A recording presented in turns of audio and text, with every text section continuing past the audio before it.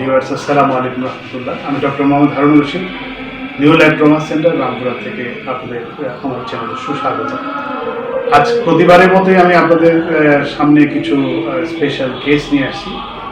তো এখন এই মুহূর্তে আমার সামনে যিনি ভদ্রলোক বসে আছেন, উনি দীর্ঘদিন যাবৎ মাজা ব্যথা ভুগছেন।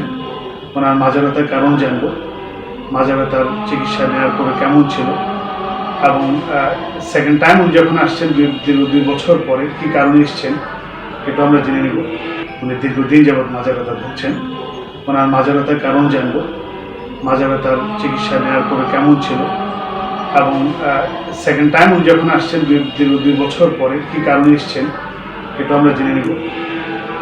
তো আসুন না সরাসরি ওনার সাথে প্রথমে পরিচিত হই। আপনার অসুবিধাগুলো কি, আপনি যে এসছেন আমার এখানে কি সমস্যাগুলো বলেন দর্শকদের উদ্দেশ্যে। আসসালামু আলাইকুম, আমি মোহাম্মদ আবুল খায়ের, আমি নারায়ণগঞ্জ থেকে আসছি। আমার স্যারের কাছে এর আগে আমি আসছিলাম 2018 সালে। তখন আমি একটা অটোতে করে যাচ্ছিলাম, ঝাঁকুনি খেয়ে আমি মাজায় ব্যথা পাই, হাড়ের মধ্যে ব্যথা পাই। তখন প্রথমে পাত্তা দিইনি, কিন্তু ব্যথাটা এমন তীব্র আকার ধারণ করে যখন আমি পাই চলে না এরকম অবস্থা, তখন একজনের মাধ্যমে ওনার শরণাপন্ন হই। আসার পর আমি চিকিৎসা নিই। 1 সপ্তাহ চিকিৎসা নেওয়ার পর আমি আল্লাহর রহমতে সম্পূর্ণ সুস্থ হয়ে যাই। সুস্থ হয়ে যাওয়ার পরে দ্বিতীয়বার এটা ছিল 2018 সালের ঘটনা, কিন্তু গত কয়েকদিন আগে 3-4 দিন আগে আমি একটু ব্যথা অনুভব করি, এবং গতকালকে রাত্রে ব্যথাটা এমন হয় আমার পায়ের মধ্যে, মনে হয় রক টেনে পা বাঁকা হয়ে যাচ্ছে এরকম মনে হচ্ছে। তখন স্যারকে আমি ফোন দিই, সকালে ফোন দেওয়ার পর স্যারের কাছে বলি সমস্যার কথা। স্যার আমাকে বলে চলে আসেন। তখন আমি চলে আসি। আসার পর প্রথমে সকালবেলা ওনার থেরাপি নেই, নেওয়ার পর অনেকটা সুস্থ বোধ করতেছি। আমার মনে হইতেছে খুব ভালো লাগতেছে। প্রায় 30%, 30 ভাগের মতো আর কি সুস্থ মনে হচ্ছে। আগামী 3 দিন স্যার আমাকে থাকতে বললো ওনার তত্ত্বাবধানে। 3 দিন পরে আমার মনে হয় আল্লাহর রহমতে আমি সুস্থ হয়ে যাব। আসলে প্রথমে যে সমস্যাটা ওনার ছিল সেটা ছিল যে একটা রোড ট্রাফিক অ্যাক্সিডেন্ট, অটো বাইকে যাওয়ার সময় একটা ঝাঁকুনি খেয়ে মাজার 4 নম্বর 5 নম্বর 6 নম্বর দুইটা সেগমেন্ট থেকে ফ্লুইডটা বের হয়ে আসে, যে তরল পদার্থটা থাকে বের হয়ে এসে ওনার মাজার নার্ভকে চাপ দিয়ে ধরে রাখে। তো ওই কারণেই ওনার এই মাজার প্রচণ্ড থেকে প্রচণ্ডতর ব্যথা হচ্ছিল। উনি যেভাবে বললেন, উনি আমার শরণাপন্ন হয়েছেন, আমি ট্রিটমেন্ট করেছেন। আমি বলেছিলাম যে আপনি 14টা দিন নিলে সবচেয়ে ভালো হয়। তো ওনার যে কোনো কারণেই ভালো হয়ে গেছে মাশাআল্লাহ, এই জন্য 7 দিন বেশি নিতে পারেনি, চলে গেল। এবার যেটা ছিল এটা সেকেন্ডারি একটা অ্যাটাক ছিল, যে মোটরসাইকেলের সাথে সাইকেল প্রতিযোগিতা করে উনি একটু বেশি আবার স্ট্রেস পড়ে গেছে, বেশি প্রেশার দিয়ে বলছিলেন। আসার পরে আমি একটু ম্যানিপুলেশন থেরাপি দিলাম। থেরাপি দেওয়ার পরে সকালে জিজ্ঞেস করলাম কী পরিস্থিতি, আপনি বললেন যে আমি প্রায় 30% উপরে আমার পেট কমে গেছে, রিলিজ হয়ে গেছে।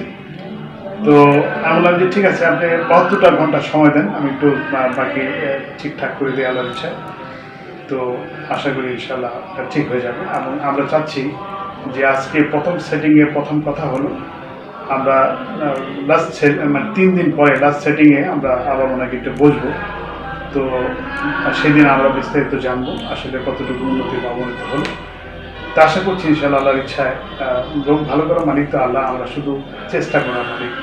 আমরা যদি আমাদের চেষ্টায় ত্রুটি বিচ্যুতি হয় তখনই আমাদের মন খারাপ লাগে বা রোগী কষ্ট পায়। তো আশা করছি ইনশাআল্লাহ আমি আমার সর্বাত্মক চেষ্টা করবো ওনার পিছনে সময় দিয়ে ভালো করবেন আল্লাহ। তো আমার বলার উদ্দেশ্য হচ্ছে এটাই, আমার তো আবার ওনাকে নিয়ে বলবো, আমার একটু সময় দেবেন লাস্ট ডেতে। তো শুধু দর্শকদের উদ্দেশ্যে একটা কথা বলছি, মাজা ব্যথা হলে পরে সর্বপ্রথমে আপনাদের দায়িত্ব হলো একজন রেজিস্টার্ড চিকিৎসকের কাছে চলে যাবেন। উনি সিদ্ধান্ত নেবে, কারণ আপনি তো জানেন না এটা কি নার্ভের সমস্যা না হার্টির সমস্যা না মাসেলের সমস্যা। একজন জিপি, জেনারেল প্র্যাকটিশনার, MBBS, উনি বলতে পারবেন যে এই চিকিৎসার জন্য কোথায় আমাকে যেতে হবে, উনি রেফার করবেন। তো সেজন্য আপনি সর্বপ্রথমে এদিক সেদিক না থাকে সরাসরি একজন রেজিস্টার্ড চিকিৎসকের চলে যাবেন। আর যদি আপনার অভিজ্ঞতা থাকে তাহলে যেখানে গেলে আপনি চিকিৎসা পাবেন বলে মনে করছেন সেখানে চলে যাবেন।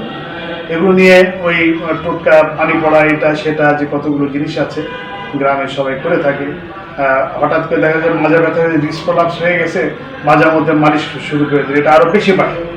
তো এগুলো করবেন না কখনই, কারণ মাজাটা হলো আপনার শরীরের একটা বিশাল একটা পিলার, এই পিলারটাকে নষ্ট কখনো করবেন না। তো এটার উপর ভরকে একটা মানব জীবন বেঁচে থাকে। এই জীবন এটাকে যত সুস্থ রাখবেন আপনার শারীরিক সুস্থতা তত থাকবে, ভালো থাকবেন আপনি।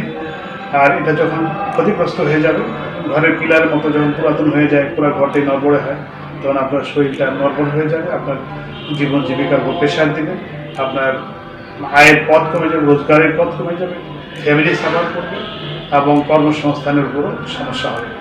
তো সেজন্য বলছি, মাজা ব্যথা, ঘাড় ব্যথা, হাঁটু ব্যথা এগুলো নিয়ে বসে থাকার মতো জিনিস নয়। যতটুকু পারেন তরির গতিতে আপনারা ভালো চিকিৎসকের শরণাপন্ন হবেন।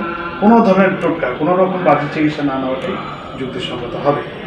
তো আপনারা সুস্থ থাকবেন, ভালো থাকবেন। আমার হারুন ইটি নামের চ্যানেলটা আছে, এটা দেখবেন, সাবস্ক্রাইব করবেন, শেয়ার করবেন ভালো লাগলে, এবং নতুন নতুন যে আপডেটগুলো হয়তো পেয়ে যাবেন। এরকম অনেক কেস নিয়ে আমি কথা বলি, পেয়ে যাবেন।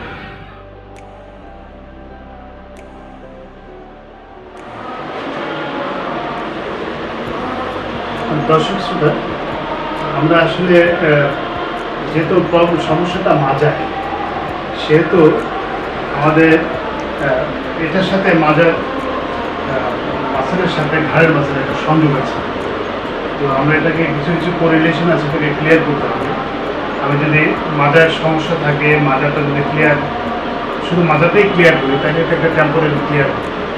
কিন্তু আমরা যদি ঘাটটাও ক্লিয়ার করে দিই, পুরো স্পাইনটা ক্লিয়ার দিই, তাহলে হবে কি এটা দীর্ঘস্থায়ী একটা চিকিৎসা হবে।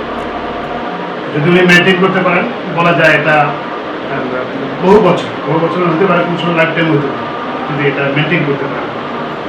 তো সেই জন্য আমরা মাজা ব্যথা শুধু মাজা ব্যথার মধ্যে সীমাবদ্ধ থাকি না, মাজা পায়ের পা পর্যন্ত, পায়ের আঙুল পর্যন্ত এবং হাতের আঙুল এবং ঘাট পর্যন্ত ক্লিয়ার করে দিই। তো আমরা এখন কাজ যেহেতু শুরু করবো মাজার জন্য, তো প্রথমে আমরা ঘাটটাকে ক্লিয়ার করি। ঘাটটা ক্লিয়ার করবো, পুরো স্পাইনটাকে আমরা ক্লিয়ার করছি।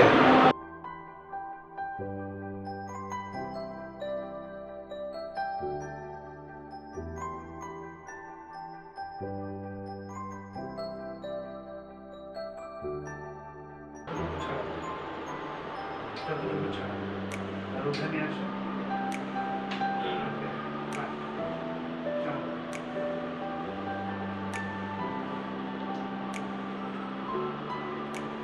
কোনো ব্যথা আছে আপনার?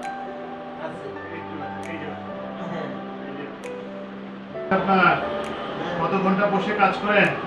আমি প্রায় 8-9 ঘন্টা। সকালে বের হবে, তার আগে ফজরের পরে করেন।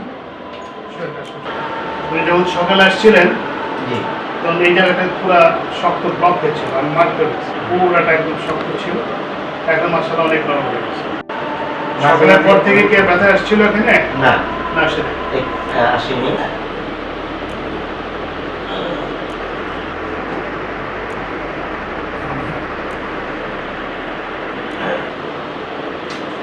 না, উঠান উঠান উঠান উঠান, আরো দর্শক, আমি শুরুতেই বলেছিলাম যে যেহেতু মাজা ব্যথাটাকে পরিপূর্ণভাবে চিকিৎসা দেওয়ার জন্য হোল স্পাইন, পুরো মেরুদণ্ডটার চিকিৎসা প্রয়োজন হয়। তো এখন যে কাজটা আমরা করছি সেটা হচ্ছে যে ওনার স্পাইন ধরে আমি একটু ট্র্যাকশন দেবো, ম্যানুয়ালি ট্র্যাকশন দেবো। ম্যানুয়ালি ট্র্যাকশন দিলে ইনশাল্লাহ পুরো স্পাইনটা কাট করে ফ্রি হয়ে যাবে।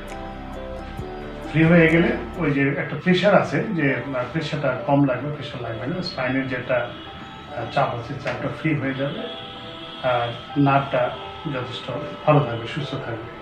সাইডবেনগুলোকে ফ্রি করে দেওয়া সোজা কথা। তো এই জন্যই ট্র্যাকশনটা দেওয়া।